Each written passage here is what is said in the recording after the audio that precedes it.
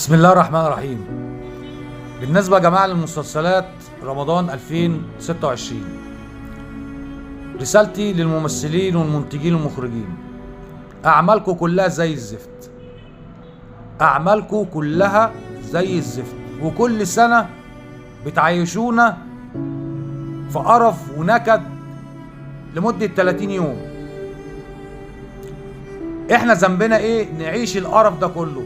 ذنبنا ايه اللي انت بتقدم لنا اعمال رديئة واعمال هايفة؟ برنامج هايف، ناس متابعينه، نجوم بتيجي والناس من الممثلين بتيجي بتحضر في البرنامج، بتعمل لهم حلقات وبيتهزقوا وبيتبهدلوا، بيبقى عندهم علم وبياخدوا فلوس على كده. احنا بس استفدنا ايه؟ استفدنا ايه لما مسلسل يتعمل فيه بلطجة وقلة ادب وقرف والفاظ خارجة بتتقال؟ استفدنا ايه؟